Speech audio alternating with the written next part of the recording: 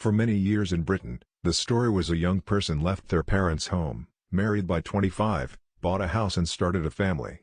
But the story today is very different. The number of young people living with their parents has been on the rise since the turn of the century. In fact, the number of 20 to 34-year-old living at home has gone by nearly 50%. Since 2002. The housing system in London really is a pretty disastrous system for most people, and certainly, at least half the population. They are paying through the nose. I don't think it's, realistic to think about how I can save to buy a home unless I change jobs and climb that ladder. So why is it so hard to get on the London property ladder? Home ownership hasn't always been a national obsession. A century ago, 3/4 of the United Kingdom rented the place they lived. Now, only about a third of the country's households are renting, but those that are have a serious disadvantage if they ever hope to own. To understand how we got here, let's rewind back to a pivotal part of the country's history. The Second World War. The country, which was heavily bombed during the conflict, began a period of rebuilding and repairing between 1945 and 1951. The government launched an ambitious building program of homes to rent at controlled prices. Prime Minister Clement Attlee's government builds more than 1 million houses during this period. By the 1970s, 1 out of every 4 London households was living in unaffordable social rented accommodation, also known as a council house, but 1979 changed everything. To all the British people, howsoever they voted. May I say this? Now that the election is over, may we get together and strive to serve and strengthen the country of which we're so proud. Margaret Thatcher was elected Prime Minister. Less than a year later, she introduced an act allowing tenants in social housing to buy their homes from the government, moving these houses from the public to the private sector. She also eliminated the rental cap, which meant prices were vulnerable to the whims of the market. How policies initially increased home ownership among the working class in London.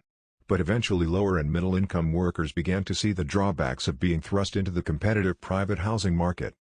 It became much worse for tenants but much more attractive for landlords.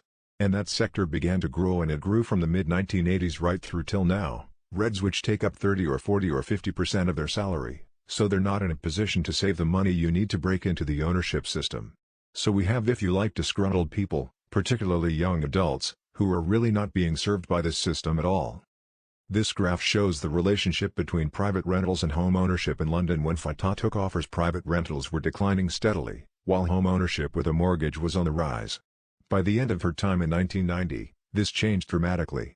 Private rentals rose while those owning homes with mortgage dwindled. More than 30 years later, for the first time in decades, there were more London households privately renting than owning a home with a mortgage. Tasha also weakened trade unions, a platform workers used to demand better work conditions and pay. All she is on a boat. These are check him going to college, and honestly, I'm sick. I'm not college one. I'm a liberal, so I want you to leave her job. She took them all away. She felt these unions were too powerful and made British companies less competitive on the global stage.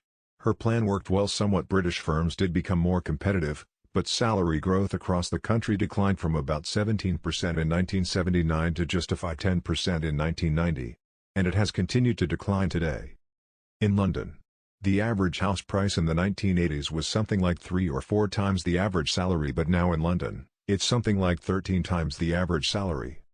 Jonathan Mann is a 30-year-old Londoner who has felt the sting of high rents and low salaries. He's buying a home seems very far out of his reach. If I'm attempting to save, it's like straight away, as soon as that paycheck comes in, it's going into savings. By the end of the month, you're thinking, right, okay, I've got to need to take another 50 quid back out or another 100 quid out, just to get through. So it's kind of demoralizing at first. But if I wasn't to lead London, I don't imagine that I would even consider the idea of at this stage of my life of thinking to, save for that. The financial crisis in 2007, and the besting of the US bubble marked another turning point in London's property market. The housing borrowing and lending system collapsed because low-quality debts had been bundled and sold securities on the global markets by banks, as though it was reliable, but it wasn't. The crisis triggered in North America was so bad in the UK that the country's finance minister of the time said there was a danger of a breakdown in law and order. Hours after the government's bailed out one of its troubled banks, the British government devised a rescue plan that involves buying some of this bad debt in exchange for stakes in these banks. By 2011, London had bounced back faster than many other cities in the country and around the world.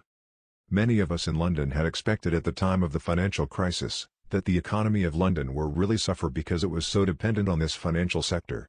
And the financial sector had really behaved so badly, we thought a lot of it will shrink here. But because of the generosity and scale of this government rescue of the banking system, actually London did very well. The rebound cemented the capital as a stable market for investments and attracted several real estate buyers. These investors bought up several homes in the city, either for rental income, or for its resale value, as house prices appreciated, another thing attracting investors paying less on property taxes.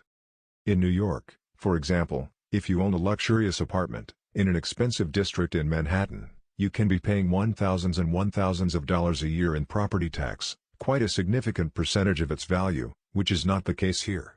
The most you can have to pay in London in annual property tax is in the range of £2,000 or £3,000 a year. Some of the most attractive areas to these investors are the borrowers of Westminster and Kensington and Chelsea and West London, where rows of investment houses live vacant. It's not very transparent. But it's pretty clear that investing in London housing has been very attractive to investors. The government has tried to make housing more accessible to lower and middle income earners in 2016. For example, the government's rolled out an additional 3% tax for homeowners with more than one property. This was on top of the existing stamp duty land tax. The idea here was to make the property market more accessible for individuals and families rather than investors. Perhaps the government's most successful policy has been to Help to Buy scheme set up in 2013. The scheme allows first-time buyers of newly built homes in London to borrow up to 40% of the purchase price in the form of an equity loan if they can pay a 5% deposit. Traditional mortgages usually require at least 10%. So for example, if a buyer wanted a flat in London that cost £500,000, she would have to pay a £25,000 deposit. Under the scheme, the government could loan this buyer up to £200,000, interest-free for 5 years. The rest £275,000 would have to be borrowed from elsewhere like a bank. The scheme has been popular. About 330,000 households have bought homes through the scheme since 2013. But some experts, including Professor Edwards, have observed drawbacks to the scheme as well. There were some pluses for the people it was aimed at, but because it was operating across the country and across the markets, it also seems to have pushed prices up for young people like Jonathan. The hardest parts of buying a home is saving the initial deposit. A problem to Help to Buy scheme doesn't completely solve his solution to becoming financially secure. Leave London. Consider leaving London and moving to another city where I can earn a bit more money, where things are still cheaper. So rent can be cheaper, or I have friends there that I can stay with perhaps for a short amount of time just to get me back on my feet.